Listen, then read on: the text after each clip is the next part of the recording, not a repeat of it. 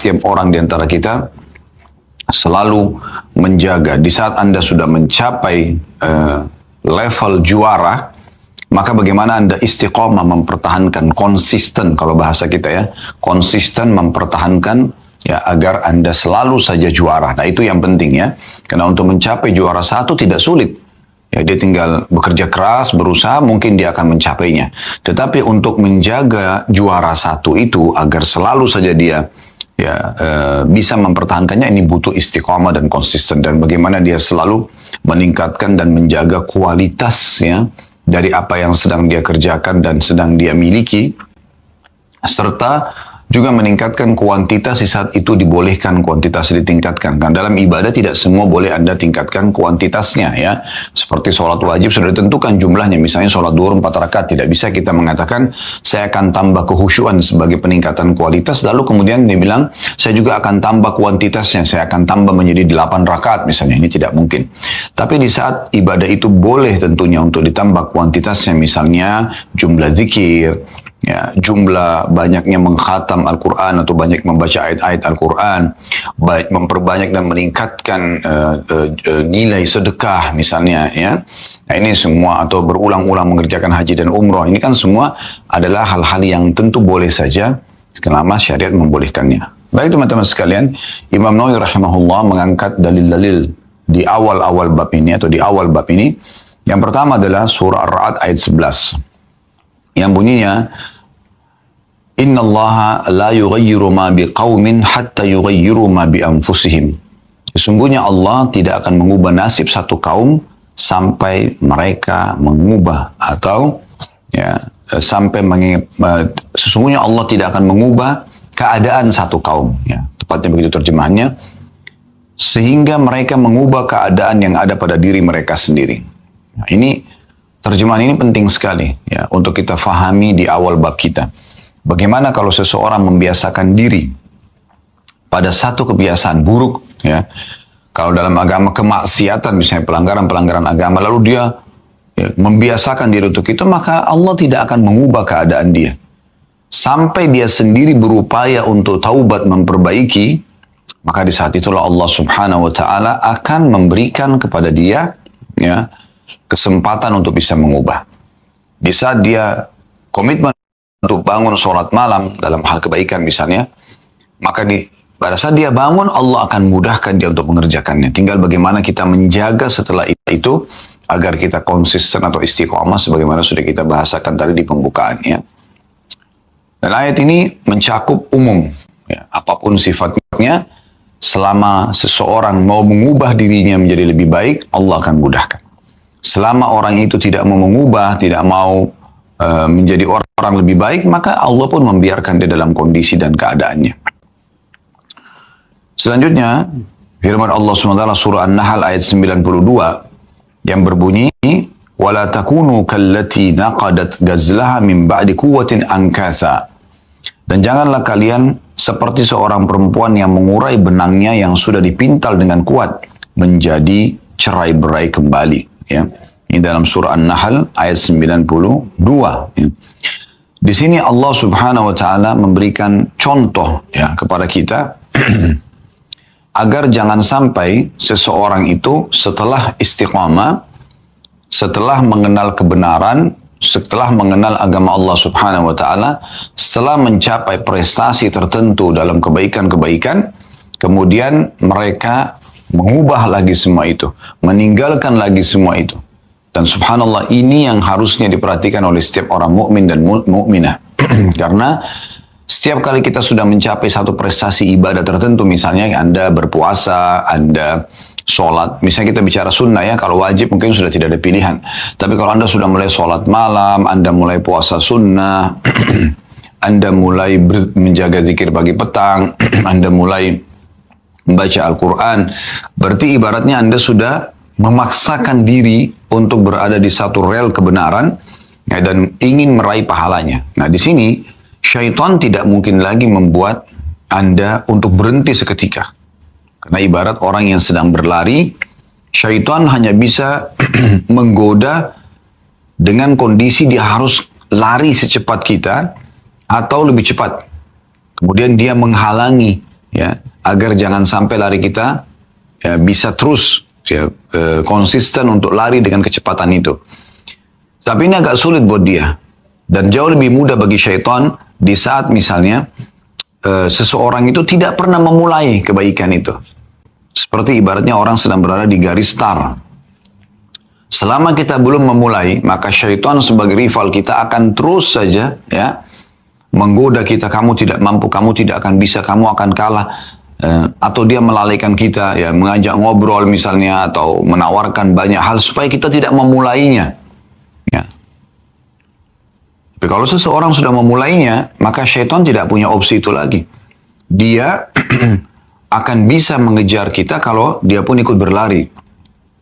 Nah, di saat Anda sudah coba mengerjakan ibadah, lalu Anda coba mulai menjaganya, ya, ke tahap istiqamah itu, maka di saat itu butuh perjuangan juga, ya.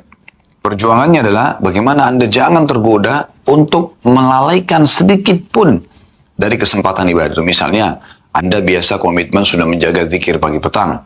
Jangan lewatkan satu hari pun atau satu waktu di pagi ataupun sore hari Anda tidak membaca zikir tersebut. Karena sekali Anda lalai, ibaratnya orang lari tadi terus berhenti. Dia berhenti sejenak. Maka musuh yang tadinya sudah jauh mungkin ditinggalkan, itu mendekat dan akhirnya mulai lagi menggoda dan menghalangi supaya jangan mengulanginya lagi besok. Dengan bisikan-bisikan, oh gampang kok, kan besok bisa. Oh nanti bisa dibaca misalnya kalau zikir pagi nanti aja menjelang duhur, nanti aja menjelang asar. Akhirnya masuk asar lewatlah zikir pagi. Sementara ibadah zikir pagi hanya ada di pagi hari. Nggak layak dibaca untuk bukannya sudah tidak pas ya untuk dibaca di sore hari. Mohon maaf tadi bahasa saya tidak layak, bukan tidak layak, tapi sudah kurang pas untuk dibaca di sore hari. Karena di sore hari sudah ada zikir yang ditentukan. Dan ada perubahan lafaz dari kalimat asbahna menjadi amsayna gitu kan. Dari tadinya pagi hari, kita ganti dengan sore hari misalnya. Nah, jadi syaitan begitu. Makanya jangan tinggalkan. Kata Aisyah radhiyallahu anha, Nabi SAW tidak pernah meninggalkan sholat malam. Kalaupun beliau lagi malas, ya, lagi ada halangan, beliau tetap sholat walaupun duduk. Coba bayangkan. Jadi kita memang betul-betul tidak boleh meninggalkan walaupun sesaat. Di saat kita lagi semangat, aman. Tapi di saat semangat kita lagi turun, maka itu yang harus dijaga. Karena sesaat saja kita lalai, maka musuh kita syaitan akan berusaha untuk membuat kita meninggalkan perbuatan tersebut nanti. Ya. Berapa banyak orang yang tadinya sudah menggunakan hijab syar'i, berapa banyak orang yang sudah rutin hadir di pengajian, berapa banyak orang yang sudah komitmen sholat 5 waktu di masjid, berapa banyak orang yang sudah bolak-balik mengerjakan ibadah haji dan umrah. Tapi karena mereka berhenti dari amalia yang baik ini, perbuatan baik ini dia berhenti sesaat saja, sudah cukup membuat syaitan masuk dan akhirnya menggoda dia agar jangan dia mengulanginya atau melalaikan dia dengan menunda-nunda waktunya sehingga akhirnya ditinggalkan. Habis itu yang kedua mulai ditinggalkan sampai akhirnya sama sekali Anda tidak akan mengerjakannya lagi. Nah, ini yang disinggung oleh Allah Subhanahu wa taala dalam surah An-Nahl ayat 92. Jadi jangan pernah kalian dalam ibadah kalian, dalam komitmen dalam menjaga kebaikan-kebaikan, seperti seorang perempuan yang mengurai benangnya yang sudah dipintal ya, dengan kuat sehingga menjadi cerai-berai kembali. Komitmen jalan sampai meninggal dunia. Kemudian Imam Nawawi rahimahullah juga mengangkat dalil yang selanjutnya adalah surah Al-Hadid ayat 16 yang bunyinya wala yakunu kalladzina utul kitaba min qablu fatala alaihimul amadu faqasat qulubuhum. Dan janganlah mereka berlaku seperti orang-orang yang telah menerima kitab sebelum itu. Kemudian mereka melalui masa yang panjang sehingga di sini ada footnote nomor 533. Jadi maksud masa yang panjang adalah mengubah keadaan baik atau buruk. Sehingga hati mereka menjadi keras. Sehingga hati mereka menjadi keras. Ya. Ayat ini jelas sekali ya, bagaimana Allah Subhanahu wa taala menyuruh kita mengambil pelajaran dari umat-umat sebelum kita. Kalau di antara mereka ada yang istiqomah, konsisten, misalnya nabi-nabi, contoh Nabi Musa alaihissalam misalnya dengan para pengikutnya yang setia misalnya, ya, sahabat-sahabat Nabi Musa alaihissalam, misalnya beliau menjaga istiqamah ya, dalam menjalankan isi Taurat pada masa itu. Sampai meninggal. Nah ini kita contohin. Tapi jangan menjadi seperti sebagian orang yang dia istiqamah di waktu tertentu, ya, kemudian dia pun berubah di waktu yang lainnya. Yang jadi masalah kadang-kadang perubahan yang terjadi ini, begitu dia terjerumus dalam kelalaian, perubahan, maka syaitan tidak akan membiarkan dia kembali lagi ke istiqomahnya. Dan memang teman-teman sekalian, pengalaman spiritual ya, pengalaman keimanan ini, mungkin Anda juga bisa rasakan itu. Di saat Anda sampai ke satu level dari keimanan, misalnya di awal Anda hijrah, Anda sudah sampai pada satu level keimanan di mana Anda sangat semangat untuk ibadah, di mana Anda sangat menyesali dosa-dosa Anda. Di saat itu, ya, Anda merasa sangat dekat dengan Allah Subhanahu wa Ta'ala. Kemudian datanglah godaan-godaan syaitan dari syaitan manusia dan syaitan jin, teman-teman yang membisikkan-bisikan syaitan agar Anda tidak istiqamah, Anda mulai nggak apa-apa lah, ayolah, ya nggak apa-apa sesekali, apalah segala macam. Anda ikutin, syaitan juga jin terus membisikkan agar, ya ayolah nggak apa-apa, nikmatin aja dulu, nanti masih ada waktu. Sampai akhirnya Anda tergelincir nih. Pada saat Anda tergelincir, misalnya level Anda 10, yang tergelincir nih, mulai turun ke 9,5, ke 9, ke 8,5, 8, makin turun, anggaplah ke 5 misalnya. Di 5 ini Anda sadar, ini saya udah jauh nih, gitu kan, misal contoh. Nah, untuk kembali ke level yang ke-10 tadi, teman-teman sekalian, ini butuh pendongkrak yang lebih kuat daripada yang pertama mengembalikan Anda, menyampaikan Anda ke level 10.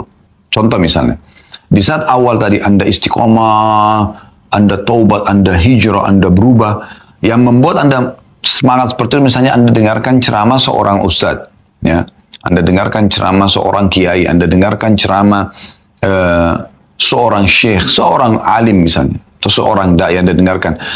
Misal tentang kuburan, sadarlah Anda. Mulai dari situ pemicunya Anda mulai terus bertobat kepada Allah, Anda terus beramal saleh sampai ke level 10 tadi misalnya.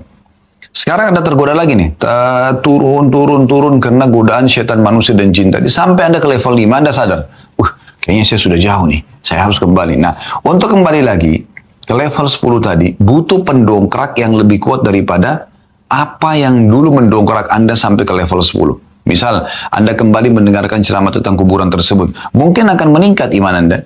Tapi untuk kembali ke level 10 nggak bisa. Butuh pendongkrak yang lebih kuat. Oleh karena itu teman-teman sekalian, jangan biarkan turun. Usahakan, sebagaimana sabda Nabi SAW, sungguhnya iman itu punya masa-masa ya. Ada masa dia kuat sekali, ada masa dia turun misalnya. Nah, di saat dia turun, kata Nabi SAW, siapa yang menuju kepada perbuatan bid'ah, pelanggaran-pelanggaran agama, kata Nabi SAW, maka hancurlah dia, binasalah dia. Tapi kalau dia tetap berada di atas sunnah, tetap dia paksakan diri untuk beribadah, walaupun mungkin tidak sehusyuk sebelumnya, gitu kan, maka dia telah mendapatkan petunjuk. Karena nanti akan naik sendiri, misalnya di level 10 tadi, mulai ada godaan syaitan, kita lawan, mungkin sedikit menggoda ibadah kita. Tapi karena kita istiqomah, berarti kita cuma turun mungkin dari 10 itu ke 9,9, 9,8, nanti naik lagi. Bahkan bisa lebih daripada 10, bisa jadi 12, 15, bisa jadi 20 misalnya. Nah, seperti itu. Mudah-mudahan perumpamaan ini bisa difahami ya. Karena banyak kami temukan kasus di lapangan juga setelah istiqomah. Bahkan di media pun sudah nampak orang itu berubah dan hijrah. Subhanallah. Berjalan waktu, karena tadi dia membiarkan bisikan-bisikan syaitan jin dan syaitan manusia menggoda dia, akhirnya dia pun terperosok. Nah, untuk kembali lagi itu tidak mudah. Dia butuh pendongkrak lebih kuat. Belum lagi orang-orang di sekitar dia, komunitas dia yang tadinya menyambut dia mungkin karena dia hijrah, tidak semua orang level imannya bagus. Kalau orang-orang yang level imannya bagus, mungkin dia akan merangkul kembali. Oh ya, akhi, silakan, Allah itu maha pengampun.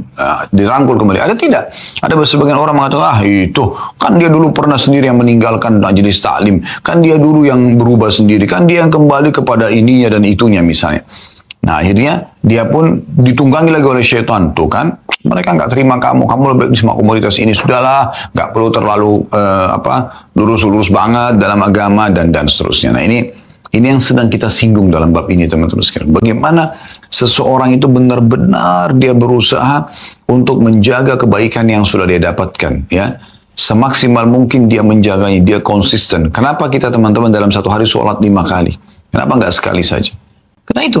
Jadi memang ada saatnya di mana kita tergoda, kita sibuk dengan aktivitas lainnya, maka dicas lagi, dicas lagi. Setiap hari ada 5 kali kita cas iman kita. Setiap pekan kita ada Jumat, ya. Setiap tahun kita ada Ramadan misalnya, ya. Itu pengecasan terus. Kenapa Nabi SAW mengatakan umrah ke umrah setelahnya pengampunan dosa di antara keduanya? Kenapa umrah ke umrah? Kenapa enggak umrah sekali saja? Karena Nabi SAW bisa bilang kan, umrah itu ya sekali akan membersihkan dosa. Kan selesai kan? Tapi Nabi SAW tidak, motivasi kita. Dari umrah ke umrah setelahnya. Pembersihan dosa di antara keduanya. Agar kita ulang-ulangin. Kenapa kita setiap kali mau makan baca bismillah? Kenapa habis makan baca alhamdulillah? Kenapa enggak sekali seumur hidup? Karena memang seperti itu. Sunnatullah, sistem yang Allah perintahkan kita agar selalu beribadah terus-menerus. Ya. Beribadah terus-menerus. Karena kalau tidak, syaitan akan mengendorkan kita. Nah ini penting sekali untuk kita garis bawahi dan pegangi teman-teman sekarang. Ini tentu kita sedang bicara di level di mana kalau seseorang sudah mulai hijrah, sudah mulai istiqamah, nah, mulai menjadi orang yang lebih baik, maka hati-hati. Di saat itu Anda betul-betul pertahankan level yang sudah Anda sampai. Supaya nanti Anda naik level lagi. Kalau kita bahasa di sekolah itu naik kelas, naik kelas, naik kelas. Jangan berhenti. Jangan berhenti. Ada orang tamat SD, udahlah saya nggak mau sekolah lagi. Udah saya langsung kerja aja. Sayang umur dia. Ada umur di mana dia nggak bisa lagi nanti masuk SMP misalnya. Kenapa dia nggak langsung? Ayo istiqomah, lanjutkan SMP lagi, lanjutkan SMA. Kalau di pesantren sanawiyah, aliyahnya. Kemudian setelah itu tamat SMA, ada orang biasanya tamat SMP mulai lagi tuh godaan, Anda usah gini. Selama pun jenjang 3 tahun menyelesaikan SMP itu pasti banyak godaannya. Tapi dia terus jaga sampai tamat nih. Nah, pas tamat godaannya datang lagi tuh. Dia tetap istiqomah nggak lanjut SMA. Nah, setelah SMA sementara berlanjut pun sudahlah kelas 1 aja, kelas 2 sampai kita nggak lanjut misalnya. Atau kalau kita lanjut pun tamat, mulai SMA sudahlah kerja aja nggak usah kuliah. Nah, contoh misalnya. Padahal sebenarnya dia harus istiqomah. Sekali dia masuk, dia tetap pertahankan sampai ke level tertinggi akademik yang dia mampu. Ini yang sering saya berbagi dengan kerabat. Ya, Alhamdulillah ada beberapa di antara mereka yang dengar. Masya Allah ada yang sampai menjadi doktor belum 30 tahun misalnya ya. Menarik sekali gitu. Kenapa dia waktu awal selesai S1, datang minta nasihat gimana kira-kira. Lanjutkan, saya bilang, lanjutkan, semangat. Siapapun ikhwah, selesai S1. Mumpung ada kesempatan, lanjut ke S2. Terutama kaum laki-laki. Karena mereka butuh itu ya. Mereka butuh untuk masa depan mereka tentunya ya. Secara makna global di sini. Selesai S1 pun masuk S2. Selesai S2 pun jangan berhenti. Ada teman-teman kita sudah selesai S2, tidak ada S3. Kenapa? Lanjut S3. Selesaikan gitu. Ya, sampai level di mana Anda sudah tertinggi, ya sudah. Tinggal ya Anda mempertahankan nanti dan mengabdikan isi ilmu yang sudah Anda dapatkan misalnya. Nah itu yang terbaik tentunya. Ini contoh. Seseorang kalau masuk di perusahaan bekerja, ini contoh yang lain. Di saat dia bertahan di level itu saja. Maaf, saya beri contoh misalnya dia menjadi seorang OB. Saya jadi OB, sudah gaji saya 2,5 juta, 3 juta rupiah misal. Udah saya puas dengan ini. Ini bukan masalah tidak bersyukur ya, tapi kita dalam Islam terbuka level, terbuka kesempatan untuk meningkatkan level kita. Selama itu tidak ada pelanggaran agama.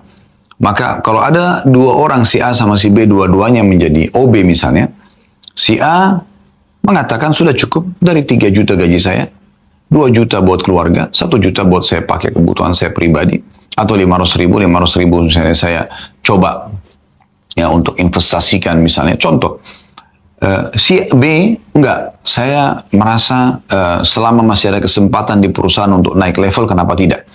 Lalu dia tanya lah misalnya, bagian yang bertanggung jawab di kantor dia ya, kira-kira posisi saya dengan ijazah saya, dengan apa saya ini, bisa nggak saya ada dapat pekerjaan yang lebih di kantor misalnya? Kalau ada, ya coba kejar, gitu kan? Anda masih bisa sambil kerja, sambil kuliah misalnya ya, dan bisa saja dengan itu level Anda naik, kan begitu? Nah itu akan beda nanti kondisi. 5 tahun ke depan kita temukan si A tetap dalam kondisi OB-nya, si B kita temukan dia sudah mungkin menjadi seorang manajer 5 tahun ke depan, bahkan bukan mustahil sudah menjadi seorang pengusaha sendiri misalnya. Nah ini contohnya ya. Jadi bagaimana kita terus semangat untuk mengembangkan kebaikan-kebaikan yang kita miliki, dan ini penting sekali ya untuk kita jaga. Dari sini Allah Subhanahu wa taala ingatkan masalah itu ya. Janganlah mereka orang-orang beriman di masa kita sekarang ini Seperti orang-orang yang telah menerima kitab sebelumnya. Jadi ada pengalaman dari umat-umat sebelum kita. Kemudian mereka melalui masa yang panjang sehingga hati mereka menjadi keras. Maksudnya adalah transisi dari amal baik sama amal buruk, tapi mereka tidak bisa jaga. Selalu naik, turun, naik, turun, naik, turun. Akhirnya terakhirnya bisa naik, bisa turun. Atau dia paling tidak, dia akan tetap di tempat itu misalnya. Ya. Maka yang terbaik adalah bagaimana selalu kita menjaganya. Kemudian dalil yang lain juga yang diangkat dari ayat Al-Quran adalah surah Hadid ayat 27. Masih surah yang sama tapi beda ayat. فَمَا رَعَوْهَا حَقَّ رِعَayَتِهَا. Potongan ayat ya. Yang artinya, tapi mereka tidak memeliharanya dengan semestinya. Maksudnya, memelihara keimanannya, ya, keistiqomahannya, kebaikan-kebaikannya gitu. Dan saya sarankan ini tentu semoga Allah mudahkan saya lebih dulu melaksanakan kemudian teman-teman ya. Karena tentu kita berharap setiap kali menyampaikan kebaikan, tentu yang menyampaikan lebih dulu untuk mengamalkan teman-teman sekalian. Nah, kalau Anda hijrah, Anda pindah dari satu keadaan yang tadinya jauh dari agama, menjadi orang yang dekat dengan agama, atau malah mengaplikasikan isi agama itu ya, atau jauh dari Allah, sekarang dekat dengan Allah SWT. Maka ini teman-teman jangan setengah-setengah. Hijrah 100%, jadi orang baik 100%. Kenapa Anda masih nyicil? Kenapa nggak sekaligus? Kenapa nggak sekaligus menjadi seorang penuntut ilmu yang benar? Berubah keadaan Anda. Dari Anda seorang penuntut ilmu, satu waktu Anda bisa menjadi ustadz, Anda menjadi seorang ustadzah. Tadinya Anda tidak bisa mengaji, sekarang bisa Anda menjadi hafid atau hafidh Al-Quran, misalnya. Ya, tadinya Anda diimami orang, sekarang Anda bisa mengimami orang lain. Tadinya Anda seorang mustahik penerima zakat, sekarang Anda muzaki yang mengeluarkan zakat misalnya. Jadi ya, ini mestinya harus menjadi sebuah program dalam hidup kita ya, supaya benar-benar nanti kita akan bisa menjadi lebih baik dari sebelumnya. Dan orang yang sibukkan diri selalu mengejar prestasi terbaik, maka dia tidak akan jauh dari prestasi itu. Anda kalau mengejar angka 10, maka Anda kalaupun turun 9,5, 9,6, gitu-gitu ya. Wah, ini kalau menyentuh angka 9 itu sangat jarang kalau dia betul-betul tetap menjaganya gitu. Dan dia mudah sekali kembali ke angka 10, bahkan lebih daripada itu bisa ditingkatkan. Ya, kalaupun dia turun, tapi kalau dia tidak turun, dia bertahan, maka bisa naik levelnya. Ya, bisa naik levelnya. Ini yang dari tadi kita singgung teman-teman sekalian. Jadi coba kalau hijrah jangan setengah-setengah. Kebanyakan orang kendor dan jauh lagi dari Allah SWT, sebagai mana Allah singgung dalam surah Al-Hadid ayat 27 ini. Sayangnya, kata Allah SWT, mereka tidak memeliharanya dengan semestinya. Mereka tidak merawat dengan baik iman mereka, ilmu mereka, komunitas mereka. Malah dia keluar, dia coba mengetes komunitas yang lain. Maksiatan lagi lah, lalai lagi dari agama gitu kan. Kita akan lanjutkan teman-teman sekalian membahas hadis dalam bab ini, walaupun di sini cuma disebutkan sebuah hadis ya, dan akan kita tambahkan tentu dengan banyak insya Allah tambahan-tambahan informasi ilmiah yang semoga saja membuat kita nanti bisa lebih memahami bab ini dan juga lebih menjaga keistiqomahan yang sedang dititik beratkan oleh Imam Nawawi rahimahullah dalam bab ini. Hadis yang diangkat oleh beliau adalah hadis nomor 697 dari awal belajar, berbunyi dari Abdullah bin Amr bin As radhiyallahu anhuma. Dia dan ayahnya adalah sahabat, makanya kita mengatakan radhiyallahu anhuma. Beliau berkata, Rasulullah SAW bersabda kepadaku, ya Abdullah, la takun mithla fulan, kana yakumul layli fataraka qiyamal layl. Kata Nabi SAW, wahai Abdullah, saya Abdullah bin Amr bin As, dinasihati oleh Nabi SAW, janganlah engkau seperti fulan, dulu dia sering bangun malam, maksudnya sholat malam, namun kini dia meninggalkan bangun malam itu. Ini teman-teman sekalian, ya, sebuah hadis yang pendek, sebuah nasihat yang pendek dari Nabi SAW kepada seorang sahabat yang bernama Abdullah bin Amr bin As radhiyallahu anhuma. Tetapi luar biasa gitu, padat sekali. Ya, walaupun dia khusus menyinggung tentang sholat malam, tetapi sebenarnya maknanya bisa masuk kepada semua kegiatan kebaikan. Kata Nabi SAW, wahai Abdullah, jangan kau sampai seperti si fulan. Maksudnya jangan sampai seperti seseorang ya, yang dulunya sholat malam kemudian ditinggalkan sholat malam. Nah, perhatikan, ini dari awal itu sudah kita singgung ya. Jadi walaupun Anda lagi malas banget, ya, lagi benar-benar tidak mau bangun sholat malam, tetap Anda paksakan bangun di saat iman Anda boleh turun.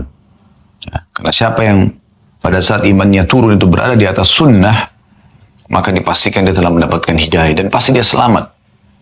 Tetap kerjakan walaupun Anda malas, walaupun mungkin tidak sekhusyuk sebelumnya, tetap kerjakan sambil berdoa kepada Allah Subhanahu wa taala agar Allah kembalikan kekhusyuan Anda atau bahkan lebihkan dari sebelumnya, dan juga Allah memaafkan bila ini adalah sebabnya dosa-dosa. Dan tentu memang hilangnya kekhusyuan dari seseorang, hilangnya semangat dalam ibadah ini karena ada dosa yang dia buka ya. Oleh karena itu dia harus meminta kepada Allah Subhanahu wa taala agar dikembalikan istiqomahnya atau kebaikan ketaatan dia, dan juga dilebihkan kalau perlu levelnya ya, atau secara kuantitas dan kualitasnya supaya betul-betul jadi lebih baik dia dari sebelumnya. Dan kalau ini penyebabnya dosa, dia memohon ampun kepada Allah Subhanahu wa taala. Ini hadis yang luar biasa gitu. Nah, walaupun maknanya atau perintah Nabi sallallahu alaihi wasallam itu adalah terkhususkan untuk sholat malam ya, tapi makna globalnya hadis adalah semua ya, yang engkau telah jaga dari kebaikan-kebaikan, maka jangan seperti orang-orang yang lalai setelah mereka mengerjakan, kemudian mereka lalai. Jangan itu jangan jadi tolok ukur gitu. Ya, dia sudah hijrah, kemudian dia rusak lagi, dia kembali lagi kepada kemaksiatan dan keterpurukan imannya. Jangan Anda bilang, oh itu buktinya si fulan dulu lebih kuat imannya dari saya, dia juga terpengaruh kok. Itu keliru. Dia salah, jangan dicontohin orang yang salah. Ya. Tapi kita lihat orang yang justru hijrah tapi istiqomah, nah itu yang penting. Konsisten dan kita selalu bersama mereka. Dan usahakan selalu berada di komunitas orang-orang beriman yang komitmen dengan keimanan mereka. Ibnu Qayyim rahimahullah, muridnya Ibnu Taimiyah rahimahullah berkata, kami di saat merasa sedikit kendor dari keimanan kami mendatangi guru kami, Ibnu Taimiyah. Dan begitu kami melihatnya saja, sudah cukup membuat kami mulai kembali semangat dan istiqomah. Itu salah satunya. Selain memang tentu ada berdoa kepada Allah Subhanahu wa taala, ya Anda berusaha untuk coba ya mempertahankan ibadah Anda, juga Anda bertemu dengan orang-orang yang semangat gitu kan.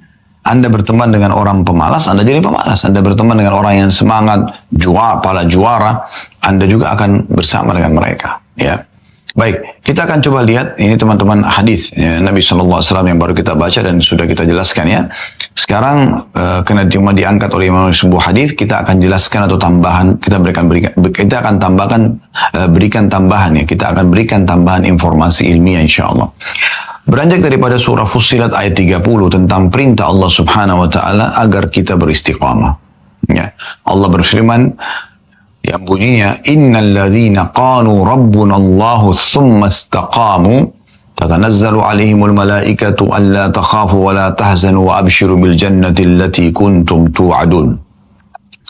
Sesungguhnya orang-orang yang mengatakan Rabb kami adalah Allah, kemudian mereka istiqamah pada pendirian mereka itu. Mereka kemudian, oke, Tuhanku Allah, lalu mengerjakan perintah, meninggalkan larangan. Komitmen dengan itu. Maka malaikat akan turun kepada mereka dengan mengatakan, di saat mereka meninggal dunia, para malaikat mengatakan, jangan kamu merasa takut dan jangan kamu merasa sedih. Dan bergembiralah kamu dengan memperoleh surga yang telah dijanjikan Allah kepadamu. Pada saat meninggal, dia terus istiqomah, malaikat akan mengucapkan dan dia dengarkan sendiri. Dan demi Allah teman-teman, kalau Anda meninggal dalam kondisi beriman kepada Allah dan Anda istiqomah dengan iman Anda, demi Allah Anda akan lihat ini dan buktikan. Malaikat akan datang, Anda nampak depan mata Anda dan akan Anda dengarkan suara dia untuk mengucapkan ini. Ya, sebagaimana Allah sudah firmankan, ya, jangan kalian takut. Tidak usah khawatir dengan kematian ini. Ya. Jangan merasa sedih karena ketinggalan dunia kalian. Tidak perlu khawatir. Dan bergembiralah kamu. Dengan kematian ini kamu akan memperoleh surga yang telah dijanjikan untukmu. Para ulama tafsir berbagi atau menjadi beberapa pendapat dalam menafsirkan ayat ini, surah Fussilat ayat 30. Yang pertama, ada di antara mereka yang mengatakan yang dimaksud dengan istiqamah di atas tauhid. Betul-betul memurnikan keesaan Allah Subhanahu wa taala, tidak lagi bergantung, tidak lagi takut, tidak lagi memohon kecuali kepada Allah Subhanahu wa taala. Sebagaimana dinukil oleh Abu Bakar As-Siddiq, beliau mengatakan itu makna daripada ayat ini. Abu Bakar As-Siddiq mengatakan adalah istiqamah di atas tauhid. Begitu juga diikuti oleh tabi'in yang bernama Mujahid rahimahullah. Pendapat kedua disampaikan oleh Ibnu Abbas radhiyallahu anhu, Qatada, kemudian Al-Hasan Basri. Mereka mengatakan istiqamah dalam ketaatan dan menunaikan kewajiban Allah. Ya, yang dimaksud di sini adalah orang-orang yang nanti pada saat meninggal didatangi oleh malaikat, lalu malaikat menyampaikan berita gembira kepada mereka, memberikan ketenangan agar jangan takut melalui proses kematian ini, ya, dan apa yang datang setelahnya. Itu adalah orang-orang yang istiqamah selama hidupnya di atas ketaatan dan menunaikan kewajiban yang sudah Allah berikan atau bebankan kepada dia. Pendapat yang ketiga, pendapat Abu Aliyah As-Su'di, ya, mengatakan istiqamah di atas ikhlas dan dalam beramal hingga maut menjemput. Jadi di sini lebih khusus lagi adalah ibadah sudah pasti dikerjakan, tapi bagaimana dia istiqamah dalam keikhlasannya, supaya jangan sekali ikhlas dalam sholat nanti misalnya duhur, asar dia ria, istiqamah di situ kata Abu Aliyah. Ya. Sampai maut menjemput, sebagaimana ya pendapat ini sudah disampaikan oleh Abu Aliyah dan juga As-Su'di. Ya. Namun kalau kita lihat teman-teman sekalian, makna istiqamah tidak luput dari ketiga-tiganya. Istiqamah di atas tauhid, ya, sebagaimana dari perkataan Abu Bakar dan Mujahid. Istiqamah di atas ketaatan, ya, dan menunaikan kewajiban Allah, sebagaimana perkataan tadi Ibnu Abbas radhiyallahu anhu, Al Hasan Basri dan juga Qatadah rahimahumullah. Istiqamah di atas keikhlasan dalam beramal, sehingga selalu ikhlas di setiap amal supaya diterima oleh Allah SWT, sebagaimana dinukil dari Abu Aliyah dan juga As-Su'di. Semua ini masuk dalam makna istiqamah itu, ya. Dan ayat ini, ya, menjelaskan sebuah hal yang luar biasa.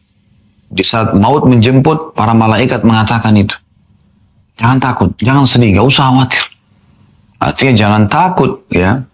Sebagaimana dinukil dari perkataan Mujahid, Ikrimah dan juga Zaid bin Aslam, mereka mengatakan maknanya jangan takut pada akhirat yang akan kalian hadapi. Jangan takut, tak usah khawatir. Kuburan yang akan kalian datangin, akhirat yang akan kalian nanti ya hadiri, ya, atau akan hidup nanti di sana.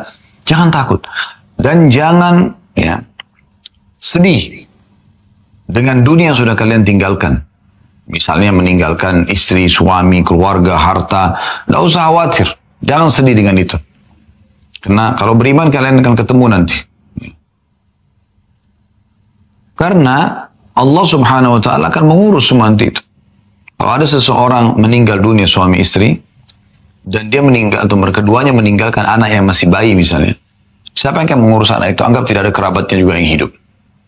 Allah Subhanahu wa ta'ala akan mengurus dia. Ya. Allah akan menjaganya, bukan kita lagi. Gitu kan. Tugas kita hanya sampai meninggal. Gitu kan. Zaid bin Aslam mengatakan bahwa kabar gembira di sini bukan hanya dikatakan ketika maut menjemput. Kalau tadi kan perkataan Ikrimah segala macam itu pada saat maut menjemput. Ada pendapat yang disampaikan oleh Zaid bin Aslam. Beliau mengatakan di sini bukan hanya pada saat mau meninggal, namun juga ketika di alam kubur dan ketika hari berbangkit nanti. Dan ini menunjukkan bahwasanya istiqamah dalam agama dan dalam kebaikan itu penting sekali. Sampai kata Zaid bin Aslam rahimahullah, justru perkataan malaikat ini terjadi di tiga keadaan. Kalau tadi pendapat pertama Ikrimah di saat mau mati, meninggal maut saja ya. Tapi kalau ini enggak. Di saat mau meninggal disebutkan. Malaikat bilang itu. Di saat masuk ke kuburan, malaikat bilang lagi, tidak usah takut. Di kuburan tidak usah khawatir. Karena memang akan menjadi taman dari taman surga, sebagaimana dalam banyak hadis disebutkan. Di saat kebangkitan juga, orang lagi ya hiruk-pikuk, orang luar biasa di sana. Nanti ada orang yang menangis, ada orang yang ketakutan, ada orang yang teriak, ada orang yang disiksa. Depan mata di mahsyar kita bisa lihat. Gitu. Maka juga jangan sedih, tidak usah khawatir. Orang beriman akan melalui sangat cepat, jadi malaikat menenangkan selalu. Al-Hasan Basri ketika membaca ayat ini, surah Fussilat ayat 30, beliau berdoa mengatakan, Allahumma anta rabbuna, farzuqnal istiqamah. Ya Allah, Engkau adalah Tuhan kami, maka karuniakanlah kami istiqamah. Jadi ini luar biasa. Jadi bagaimana kita komitmen untuk menjaga apa yang sudah kita kerjakan atau apa yang sudah Allah karunia dari kebaikan. Jadi yang itu sangat mahal teman-teman sekalian. Kalau ada di antara Anda yang tersentuh hatinya dengan sebuah ayat, dengan sebuah hadis, dengan sebuah kisah, mulai terdorong untuk mau mengerjakan ketaatan, mulai terdorong untuk tobat dari dosa, itu mahal. Jangan sampai hilang begitu saja. Jaga baik-baik. Ikuti itu, dikerjakan ketaatan, tinggalkan kemaksiatan dan bertobat, lalu ke komunitas, ingat, komunitas orang-orang baik. Sebagaimana sudah kami singgung tadi. Dalam firman Allah yang lain juga ada dalam surah Al-Ahqaf. Nah, surah Al-Ahqaf ini ayat 13 sampai ayat 14 yang berbunyi, Innal ladzina qalu rabbunallahu thumma istaqamu fala khaufun 'alaihim wa lahum yahzanun ulaika ashabul jannati khalidina fiha jazaa'an bima kanu ya'malun. Sesungguhnya orang-orang yang mengatakan Rabb kami adalah Allah, kemudian mereka istiqamah. Mereka tetap konsisten berpegang pada iman tersebut, maka tidak ada kekhawatiran terhadap mereka. Tadi sudah dijelaskan tafsir-tafsirnya ya. Bisa pada saat meninggal, bisa juga pada saat ya masuk di kuburan, bisa pada saat dibangkitkan nanti di mahsyar ya. Kalau mereka istiqomah, maka tidak ada kekhawatiran terhadap mereka dan mereka tidak pula berduka cita dari dunia yang ditinggal. Mereka kekal di dalamnya. Ya, maaf, mereka itulah penghuni-penghuni surga, kata Allah SWT, dan mereka kekal di dalam surga tersebut sebagai balasan atas apa yang mereka kerjakan dulu. Ini luar biasa ini balasannya. Ya. Abu Amr, atau dalam riwayat lain Abu Amrah, Sufyan bin Abdullah radhiyallahu anhu, beliau berkata, Ya Rasulullah, kulli fil islami kaulan la as'alu anhu ahadan ba'dak. Wahai utusan Allah, beritahukan aku satu nasihat, ya, satu pesan ya, aku tidak perlu tanya lagi kepada selain Anda gitu. Wa fi hadithi Abi Umamah ghairaka, dalam riwayat Abu Umamah, saya tidak perlu tanya lagi selain Anda. Qala qul amantu billah fastaqim. Maka Nabi SAW mengatakan, ucapkanlah aku beriman kepada Allah, kemudian istiqamalah dengan ucapan tersebut. Ya. Kata Ibnu Rajab rahimahullah, wasiat Nabi SAW ini adalah sudah mencakup wasiat dalam agama ini seluruhnya. Bagaimana tidak teman-teman? Ikrarkan dengan lisanmu, yakini dengan hatimu. Tuhanku Allah, lalu aplikasikan dengan anggota tubuh kita. Tunjukkan ketaatan kita kepada Allah, kerjakan semua perintah, tinggalkan semua larangan. Yang wajib dan sunnah dikerjakan tanpa memilah-milah, semua dikerjakan dan berusaha selalu menjaga kualitasnya, dan semua dosa atau larangan, baik itu haram ataupun yang makruh sekalipun, yang tidak berdosa kalau dikerjakan tapi membuat kelalaian, tetap ditinggalkan. Maka ini luar biasa. Oleh karena itu tadi doa itu luar biasa ya. Bagaimana tadi diucapkan oleh Al-Hasan Basri, Allahumma anta rabbuna farzuqna istiqamah. Ya Allah, Engkau adalah Tuhan kami, berikanlah kami keistiqomahan. Ini luar biasa ini. Kemudian teman-teman sekalian yang perlu digarisbawahi, untuk istiqomah, ini yang kiat sering kami sampaikan tentunya ya. Yang pertama, jangan pernah tinggalkan majelis ilmu. Selalu dengarkan teman-teman. Buat diri kita haus untuk mendengarkan ilmu. Karena ilmu itu menjaga kita. Sementara harta kita sibuk menjaganya. Dan ilmu itu betul-betul menjadi pengawas, penjaga, bodyguard buat kita. Kalau sudah berilmu, kita kalau mau makan, mau minum, mau bekerja, mau berinteraksi apapun ya, sama orang-orang misalnya, dalam kegiatan apapun, maka pasti ilmu akan mengatakan, ini iya kerjakan, ini jangan kerjakan. Gitu. Jadi luar biasa ini. Jadi jangan pernah tinggalkan itu. Yang kedua, ya, yang perlu diperhatikan adalah amalkan ilmu itu. Selalu paksakan diri untuk bisa mengamalkan. Sudah tahu sholat duha, kerjakan sholat duha itu dan paksakan diri. Sudah tahu sholat malam, kerjakan. Selama Ramadan nanti ke depannya kita sudah mulai membaca Al-Quran, mulai memaksakan diri ibadah yang zikir, mulai sholat tarawih, mulai sholat berjamaah di masjid, apalah, berdoa, bersedekah, umroh, dan seterusnya. Istiqomah, jaga. Setelah Ramadan, jaga. Kerjakan itu. Jangan menjadi seperti sebagian orang, tadi sudah disinggung ya, seperti wanita yang sudah ya menenun atau sudah merakit dengan baik benangnya lalu dia cerai beraikan kembali. Jangan jadi seperti itu. Tadi yang Allah sebutkan di dalam ya, surah An-Nahl ayat 92. Dan janganlah kalian menjadi seperti seorang perempuan yang menguraikan benang yang sudah dipintal dengan kuat sehingga bercerai-berailah dia. Amalkan ilmu itu. Dan dalam mengamalkan, paksakan. Kalau tahun lalu Anda di Ramadan tidak baca Quran, sekarang Anda baca Quran. Kalau tahun lalu Anda baca tapi tidak menghatam, sekarang Anda menghatam. Paksakan diri. Jadwalkan. Yang ketiga, komunitas. Komunitas, selalu saya ulangi, komunitas. Anda bersama dengan orang malas, Anda akan malas. Anda bersama dengan orang rajin, Anda akan rajin. Anda bersama dengan orang-orang soleh, akan jadi orang soleh. Anda bersama dengan orang fasik, Anda menjadi orang fasik. Kata Nabi SAW, Al-maru ala dini khalili. Seseorang susah dengan agama sahabatnya. Falandur ahadukum ila man yukhalil. Pilih baik-baik orang yang dijadikan sebagai teman. Yang keempat, berdoa kepada Allah Subhanahu wa Ta'ala. Minta agar diistiqomah. Tadi Hasan Basri sudah mengatakan.